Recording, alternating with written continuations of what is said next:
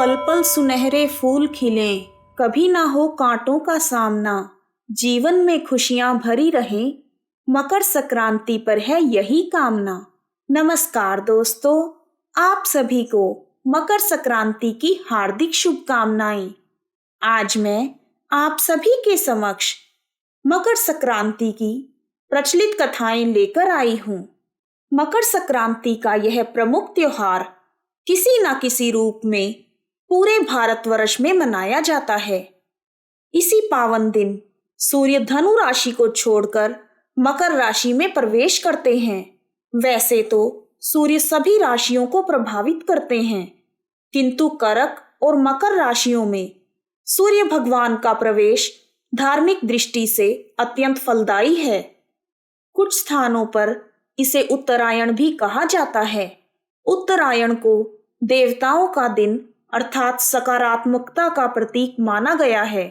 इसलिए मकर संक्रांति के दिन जप, तप, दान, स्नान, श्राद्ध तर्पण आदि का विशेष महत्व है। मकर संक्रांति के दिन किए गए दान का पुण्य 100 गुना अधिक प्राप्त होता है। जो लोग इस दिन शुद्ध घी और कंबल का दान करते हैं, उन्हें अंत में मोक्ष की प्राप्ति होती है। मकर संक्रांति के अवसर पर प्रयागराज एवं गंगा स्नान को महास्नान की संज्ञा दी गई है। भगवान आशुतोष ने इस दिन श्री हरि विष्णु जी को आत्मज्ञान दिया था। ऐसा माना जाता है कि तिल की उत्पत्ति भगवान विष्णु से हुई थी, इसलिए इसका प्रयोग पापों से मुक्त करता है। तिल के उपयोग से शरीर निरोगी रहता है और गर्मी का संचार होता है। इस दिन महिलाएं तिल, गुड़ आदि दूसरी महिलाओं को बांटती हैं। मकर संक्रांति के दिन तिल और गुड़ के दान का विशेष महत्व है। पुराणों के अनुसार इसी दिन भगवान सूर्यदेव अपने पुत्र शनि से मिलने स्वयं उनके घर जाते हैं। शनि मकर राशि के देवता हैं, इसी कारण इसे मकर संक्रांति कहा जाता है। आइए अब शुरू करते हैं मकर संक्रांति की पहली कथा। प्राचीन समय में राजा बभ्रुवाहन महोदयपुर में राज करता था।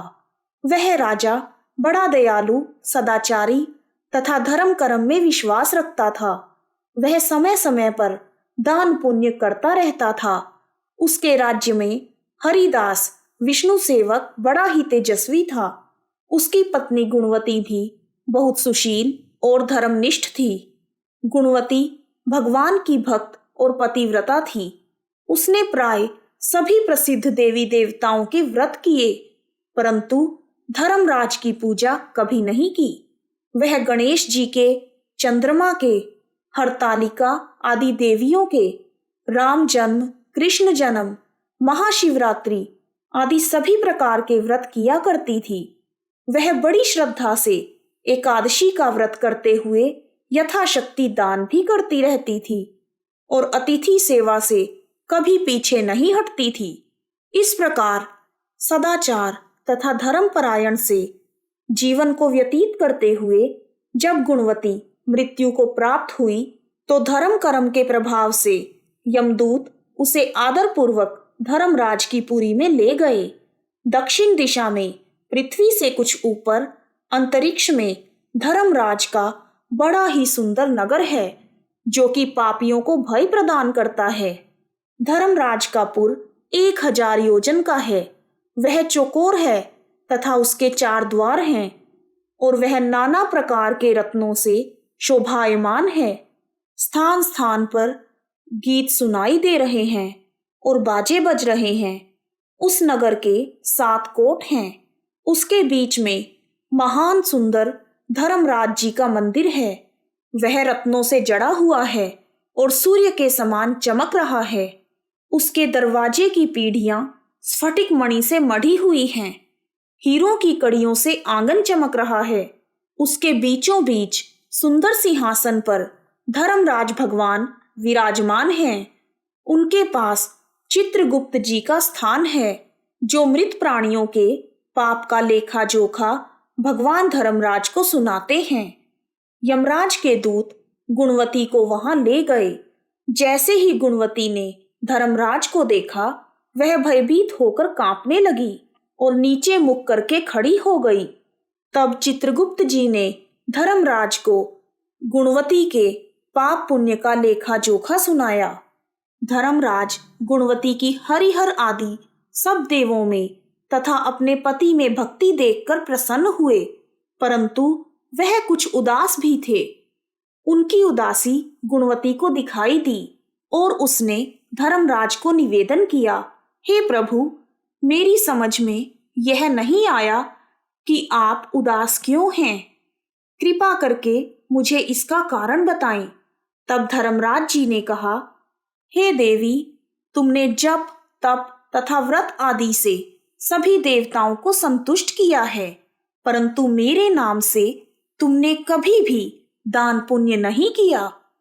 यह सुनकर गुणवती ने कहा, हे भगवान, मेरा अपराध क्षमा करें। मैं आपकी उपासना की विधि नहीं जानती थी। अब आप ही कृपा करके कोई उपाय बताइए जिससे मनुष्य आपकी प्रीति के पात्र बन सके।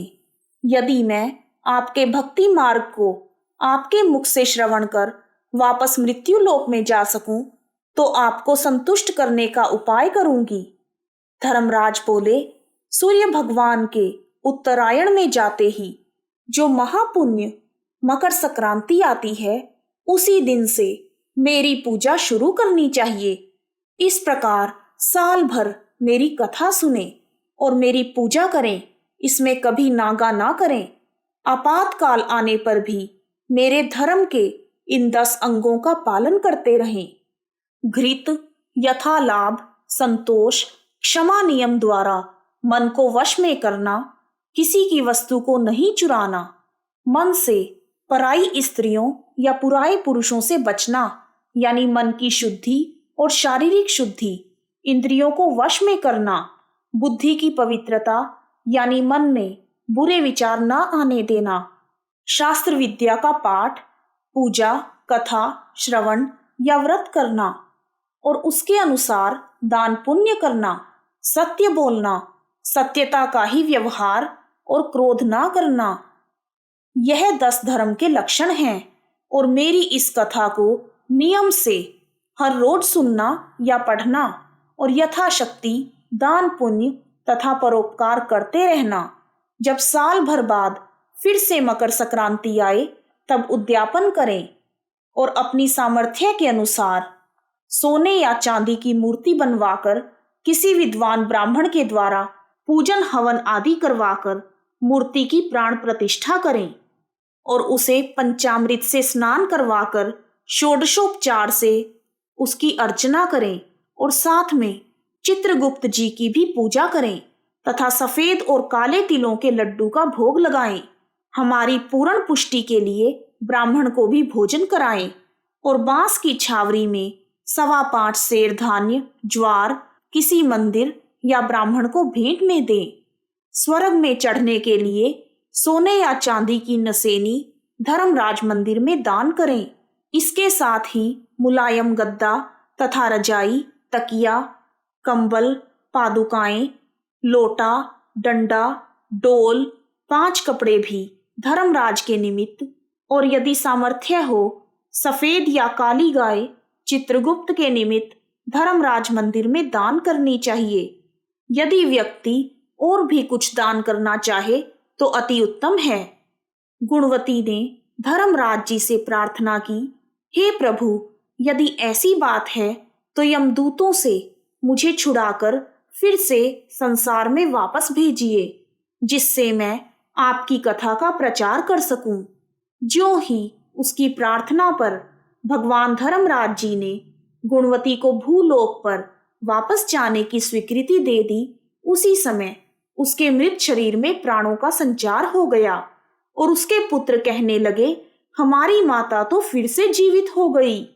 इसके बाद गुणवती ने अपने पति और पुत्र आदि को सब बातें बताई और धर्मराज जी के कहे अनुसार गुणवती ने मकर संक्रांति से पूरे विधि विधान से धर्मराज की प्रतिदिन पूजा और कथा आरंभ कर दी और स्वर्ग जाने के लिए दान पुण्य कर्म आदि भी शुरू कर दिए। इस प्रकार गुणवती ने साल भर कथा सुनकर धर्म के 10 अंगों का पालन किया और अंत में सभी सुखों को भोगकर जब वह मृत्यु को प्राप्त हुई तो स्वर्ग में देवताओं ने गुणवती का बहुत आदर सत्कार किया और वह सदा स्वर्गीय भोगों को भोगती रही। जिस घर में स्त्री या पुरुष धर्मराज भगवान की इस कथा को श्रद्धा से पढ़ते या सुनते हैं वह सभी प्रकार के दुखों से मुक्त हो जाते हैं और मृत्यु काल में यमदूत जो उन्हें लेने आते हैं वह भी उन्हें आदर पूर्वक ले जाते हैं और धर्मराज भी उन्हें सदा सुखी रखते हैं। इस प्रकार मकर संक्रांति की पहली कथा पूर्ण हुई। दूसरी कथा के अनुसार महाभारत के युद्ध के महान योद्धा और कौरवों के सेनापति भीष्म पितामह को अपनी इच्छा के अनुसार मृत्यु प्राप्त करने का वरदान मिला हुआ था। अर्जुन के बाण लगने के बाद उन्होंने मकर संक्रांति का दिन अपनी मृत्यु के लिए निर्धारित किया था।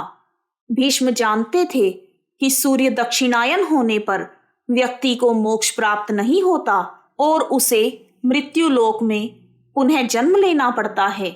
महाभारत के युद्ध के बाद जब सूर्य उत्तरायण हुआ तभी भीष्म पितामह ने प्राण त्याग दिए।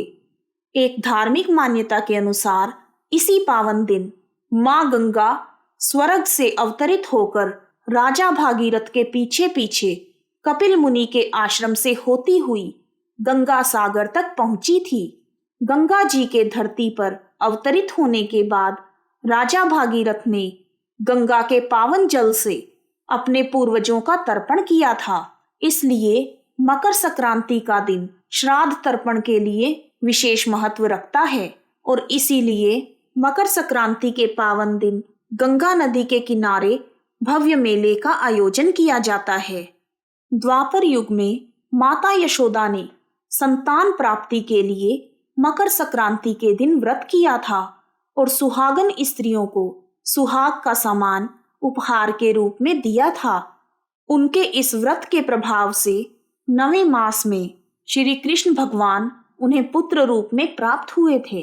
इसीलिए कुछ स्थानों पर स्त्रियां मकर संक्रांति के दिन संतान प्राप्ति की इच्छा से व्रत रखकर सुहागन स्त्रियों को सुहाग का सामान भेंट करती हैं। इस प्रकार मकर संक्रांति की प्रचलित कथाएं पूर्ण होती हैं। एक बार फिर से आप सभी को मकर संक्रांति की हार्दिक शुभकामनाएं। Happy Makar Sankranti to all.